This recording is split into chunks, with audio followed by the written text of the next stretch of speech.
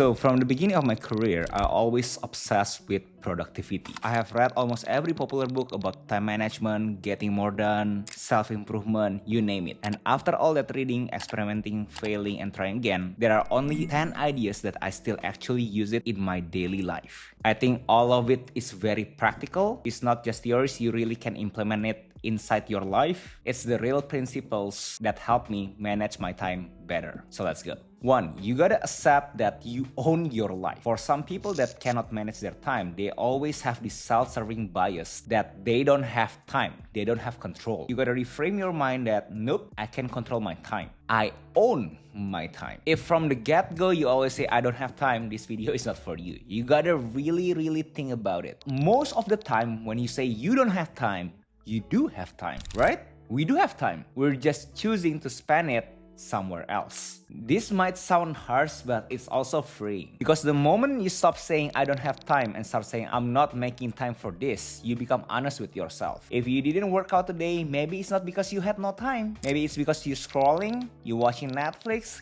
gaming, resting, or doing something else became the priority. And that's okay, but do not lie to yourself and pretend time just disappeared. You always have a choice. Yes, you may have a boss. Yes, you may have family responsibilities. Yes, life can be busy. But at the core of it, your time is still yours. And if something constantly doesn't fit into your schedule, it probably means it's not actually a priority. And now you're probably asking, how do we know something is priority or not? Now I'm gonna quote one of my favorite authors, Derek Sivers. He has these books and principles called Hell Yeah or No. So whenever there's something comes up and you need to decide, you always think on this framework. Is it hell yeah or no? Nothing in the middle. When you're young, unknown, or just starting out, saying yes to many things can be useful because you need experience, you need exposure, you need opportunities. But eventually, life changes. You start getting more invitation, more meetings, more projects, more people asking for your time. And when that happens, you need a filter. And the filter, according to Derek Sivers, is pretty simple. If you don't feel hell yeah when something comes up, it means no. Let's think about this rational. It kind of makes sense, right?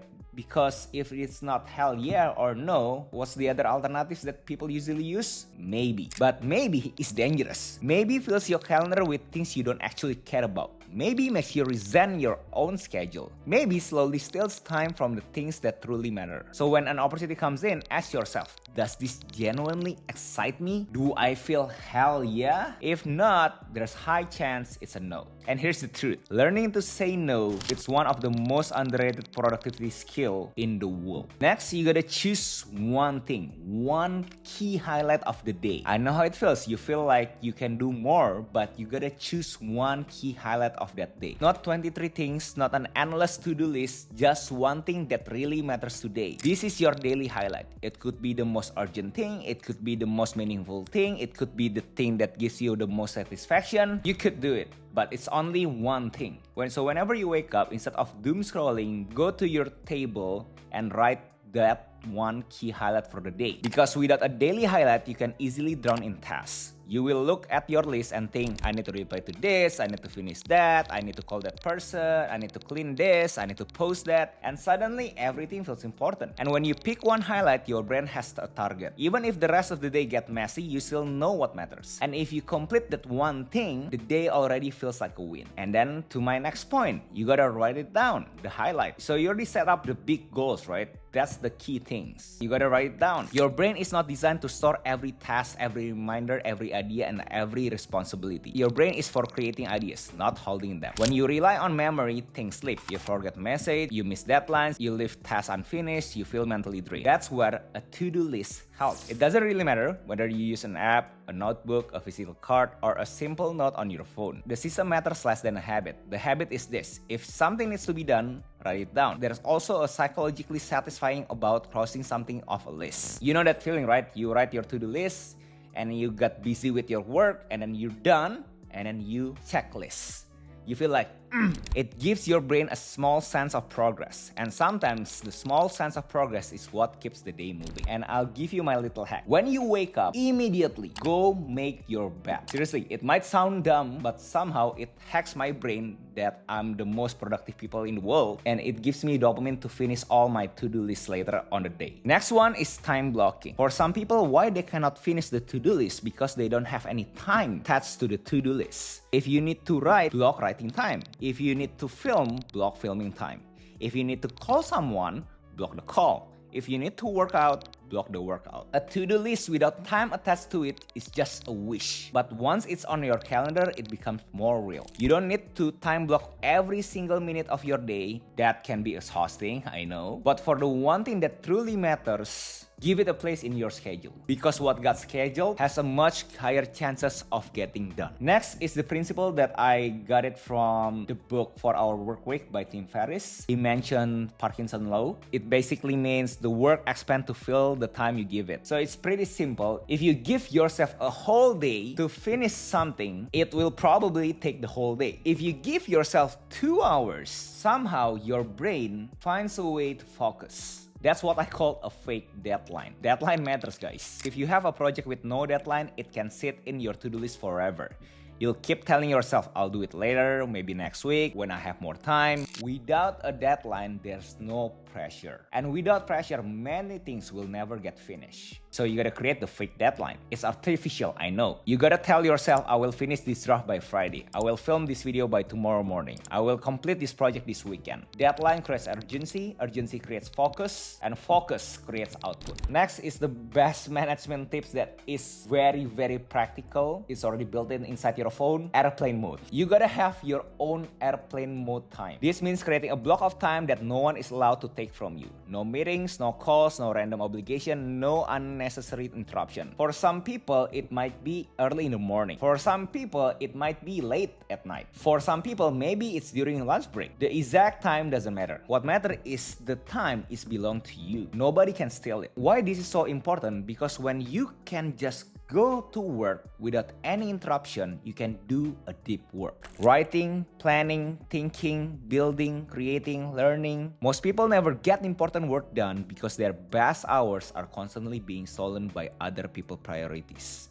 So you need to protect your best energy, because if you don't defend your calendar, trust me, everyone else will fill it for you. Next is probably the hardest for people that has the same profile as me, where you want everything to be very ideal, very perfect. You want to get things done with your own way. But we only have 2 hands, right? That's why we gotta learn the skills called delegation. And before, I was very, very hard to delegate my tasks. For example, when I started my career in YouTube, I edit everything by myself. For whatever reason, it's very hard for me to delegate my editing tasks to other people, not because of their skills. I feel like editing is very therapeutic, like it's a therapy for me, if you know what I'm saying. I know if there's an editor watching this, you know what I'm saying. It's like you on a flow state, right? It's very hard for me to delegate it. But once I ran across Naval, he mentioned about how to delegate clearly and objectively, it changed my mind, because he mentioned about give yourself an hourly rate. Let's say, for example, my hourly rate is per hour is $20, right? Do you think there's